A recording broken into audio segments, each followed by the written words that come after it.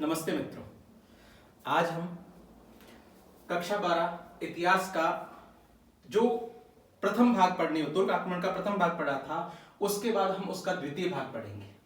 तुर्क आक्रमण में अब हम पृथ्वीराज चौहान जो है उसने क्या प्रतिरोध किया था और पृथ्वीराज चौहान की क्या कहानी थी, उसके बारे में हम थोड़ी सी चर्चा करते हैं। पृथ्वीराज चौहान तृतीय के नाम से यह प्रसिद्ध हुआ था, जो इतिहास में रायपितुरा की उपाधि से भी इसको जाना जाता है। इनका जन्म 1166 ईस्वी में हुआ था। इनके पिता का नाम सोमेश्वर था और इनकी माता कर्पूरी देवी थी। इनके पिता 1177 ईस्वी में इनकी मृत्यु हो गई। मृत्यु होने की वजह से 1177 ईस्वी में पृथ्वीराज चौहान तृतीय चौहान वंश का, शाकंभरी के जो चौहान थे उस चौहान वंश का शासक बना। ये जब शासक बना तब इसकी आयु केवल और केवल कितनी थी? 11 वर्ष की आयु थी। 11 वर्ष की आयु होने की वजह से बहुत अल्प वयस्क था, इसलिए इसकी माता ने कुशल राजनीतिपूर्ण तरीके से इसका संरक्षक, इसके प्रधानमंत्री कदमवास और सेनापति भुवनमल्ल को संभाला और उन्होंने उनके संभालने की वजह से लगातार धीरे धीरे वो राजनीति में कुशल होकर के उसने अपना पूरा का पूरा शासन था 1 वर्ष के अंदर अंदर अपने हस्तगत कर लिया और माता आप विश्राम कर सकते हैं। और इनकी सहायता से अब इसने विजय नीति बनाई कि चारों ओर संपूर्णतः जितना भी है मेरे साम्राज्य में आगे से आगे बढ़ाता चलूंगा, उसको आगे बढ़ाने के लिए विजय नीति बनाई। इस विजय नीति का उल्लेख डॉक्टर गोपीनाथ शर्मा ने अपने राजस्थान के इतिहास में इसका उल्लेख किया है। उस विजय नीति के 3 पक्ष थे। क्या पक्ष थे? पहला था स्वजन विरोध से मुक्ति पाना। जितने भी इसके परिवार के लोग थे वो पहले इसके शासक बनने का विरोध करते रहे, तो उन विरोध को खत्म करना इसका पहला रहा। और दूसरा रहा था कि आसपास में जितने भी पड़ोसी राज्य हैं जो इसके शत्रु हैं, उन सभी पड़ोसी राज्यों का दमन करना और अपनी सीमाओं का विस्तार करना। फिर उसके बाद इसका तीसरा था कि जितने विदेशी आक्रमणकारी हैं या विदेशी शत्रु जो है उनको सामना करना, उनको हराना, उनको परास्त करना, ये उसका एक तीसरा टारगेट था। ये 3 उसकी विजय नीति के 3 पक्ष कहलाते हैं। अब धीरे धीरे वो शासन करने लगा। शासन करने में उसकी शुरुआती दौर था ना, वो केवल विजयों के लिए जाना जाता है।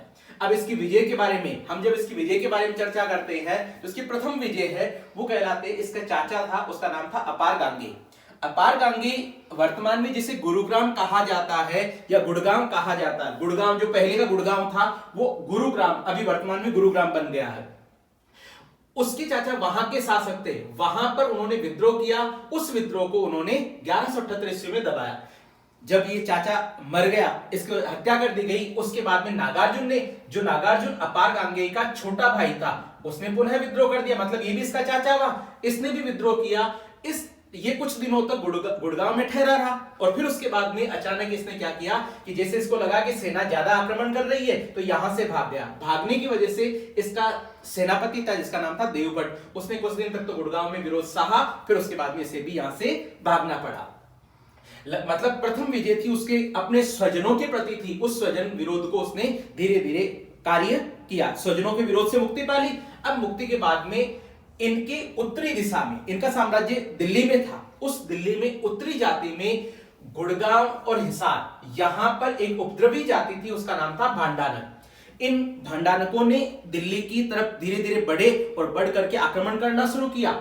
वो जो आक्रमण था ना, अब उस आक्रमण का प्रतिरोध करना था, इसलिए इसने क्या किया, भांडानक जाति का जो यहां पर दमन करना था वो 1182 ईस्वी में इसने दमन कर दिया। दमन करने की वजह से इसने दूसरी विजय भी प्राप्त कर ली। मतलब पड़ोसी राज्यों का जो दमन था उस दमन में पहला इस एक उपद्रवी जाति थी, इस उपद्रवी जाति को उन्होंने परास्त किया। अब इसके बाद में धीरे धीरे वो जब आगे बढ़ा तो उसी दौर में वहां पर चंदेल वंश का शासक था, उसका नाम था प्रमर्ददेव। वो था महोबा में, महोबा नाम की जगह थी, वहां पर वो शासक था। उस प्रमर्ददेव ने वहां पर 1182 ईस्वी में प्रमर्ददेव और पृथ्वीराज चौहान तृतीय के बीच में युद्ध हुआ। इस युद्ध में उसने चंदेल शासक प्रमर्ददेव को पराजित किया और यह युद्ध हुआ था 1182 ईस्वी में। इतिहास में बहुत सी बार प्रश्न पूछा जाता है, महोबा का युद्ध या पाहेबा का युद्ध कब हुआ था? तो ध्यान रखना कब हुआ था? 1182 ईस्वी में। किन किन के बीच में हुआ था? तो प्रमर्ददेव, चंदेल शासक प्रमर्ददेव और दूसरा कौन था? पृथ्वीराज चौहान तृतीय के बीच में हुआ था। इस युद्ध में चंदेल शासक प्रमर्ददेव के 2 सेनापति थे, उन सेनापतियों को अपने बहुत सी बार पढ़े हुए दो प्रसिद्ध सेनापति थे, एक का नाम है आहल्ला और दूसरा का नाम है उदल। ये दोनों सेनापति थे, ये मारे गए और मारे जाने की वजह से परमर्ददेव परास्त हुआ। परमर्ददेव को परास्त करने के बाद में पृथ्वीराज चौहान ने पंजुन राय को, किसको, पंजुन राय को वहां का अधिकारी नियुक्त किया और वापस ये दिल्ली आ गया। अब इनका एक जो शुरुआत से वैमनस्यता थी, शत्रुता थी, वो किनके बीच में थी, चालुक्य वंश के शासक थे जो गुजरात में शासन करते थे उनके प्रति। आबू में एक राजकुमारी थी, उसका नाम था इच्छिनी।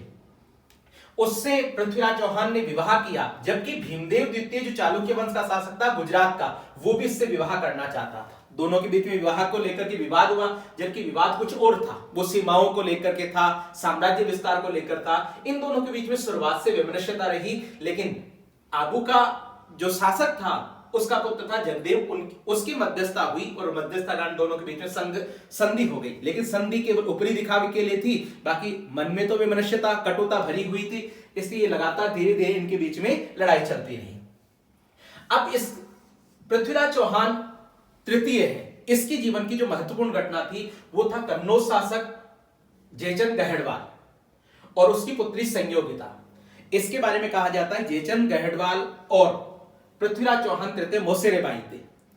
कुछ किताबों में उल्लेखित मिलता है, जैसे चंद्रबरदाई ने पृथ्वीराज रासो नामक एक काव्य लिखा था, उस काव्य में उसका उल्लेख मिलता है, कहीं पर नहीं मिलता, इसलिए इसके बारे में कुछ अलग ही बातें आती है। कहा जाता है कन्नौज शासक जयचंद गहड़वाल इसकी दिग्विजय योजना के बिल्कुल विपरीत था। खिलाफ होने की वजह से इसने क्या किया कि ये हमेशा ऐसे चाहता था कि पृथ्वीराज चौहान पीछे हटे, लेकिन पृथ्वीराज चौहान ने इसकी पुत्री संयोगिता का अपहरण किया, उससे विवाह कर लिया, ये भी एक उक्ति है। इसलिए जयचंद गहड़वाल ने मोहम्मद गोरी, जो अपन ने प्रथम भाग में पढ़ा था, मोहम्मद गोरी भारत पर आक्रमण करने आता है, उस मोहम्मद गोरी है, उस मोहम्मद गोरी को यहां पर बुलावा दिया कि तुम आ और पृथ्वीराज को परास्त कर। जबकि चंद्रबरदाई की पृथ्वीराज रासो में संयोगिता की कहानी कुछ और ही वर्णित आती है कि रासूय यज्ञ नाम का एक यज्ञ जयचंद गहड़वाल ने आयोजित किया। इस यज्ञ में देश देशांतर से सभी राजाओं को बुलावा दिया, लेकिन पृथ्वीराज को बुलावा नहीं दिया। पृथ्वीराज उस यज्ञ में आता नहीं है, लेकिन जयचंद ने एक दरबारी के रूप में एक मूर्ति बनाई और मूर्ति बनाकर उसकी वहां पर खड़ी कर दी। मूर्ति बनाकर खड़ी कर दी, वो भी दरबारी के रूप में। संयोगिता ने किसी भी राजा को नहीं पहनाई, उस मूर्ति को माला पहना दी। इसलिए पृथ्वीराज वहां पर सेना से पहुंचा और संयोगिता अपहरण करके उसका विवाह कर लेता है। यह भी कहा जाता है कि इस वजह से भी जयचंद और पृथ्वीराज के बीच में आपसी लड़ाई थी। इधर गौरी और पृथ्वीराज के बारे में अपन बात करते हैं तो कहा जाता है कि 1175 ईस्वी में गौरी ने मुल्तान पर अधिकार किया। मुल्तान अपन ने पिछली बार पढ़ा था। फिर उसके बाद में गुजरात पर अधिकार किया, गुजरात के बाद लाहौर पर, और लाहौर के बाद सियालकोट पर अधिकार किया, और धीरे धीरे वो भारत की तरफ आगे, भारत के अंदरूनी हिस्से की तरफ बढ़ने लगा। पृथ्वीराज रासो में कहा गया है कि पृथ्वीराज चौहान तृतीय पर गौरी ने 21 बार आक्रमण किया था, जबकि हम्मीर काव्य में इसका उल्लेख कितना मिलता है, केवल 7 बार का ही मिलता है। अब इन दोनों के बीच में जो लड़ाई हुई, कौन कौन से युद्ध हुए, युद्ध में पराजय के क्या कारण थे, कौन जीता कौन हारा, इसके नतीजे क्या रहे, इसके परिणाम क्या रहे, इनके बारे में अपन अगले भाग में, भाग तृतीय है, उस तृतीय भाग में पढ़ेंगे। भाग प्रथम में अपन ने पढ़ा था तुर्क आक्रमण के बारे में, जो शुरुआत से गजनी से लेकर के अपन ने गौरी तक बात की। दूसरे भाग में अपन ने बात की थी पृथ्वीराज चौहान की, पृथ्वीराज चौहान और तुर्क आक्रमण की, लेकिन इसमें केवल पृथ्वीराज चौहान की बात हुई। अब अगले भाग में, भाग 3 में अपन पढ़ेंगे पृथ्वीराज चौहान और गौरी के बीच में जो युद्ध हुए, जिसे तराइन का युद्ध कहा जाता है, तराइन का प्रथम युद्ध और तराइन का द्वितीय युद्ध, उनके बारे में अपन कल चर्चा करेंगे। नमस्कार।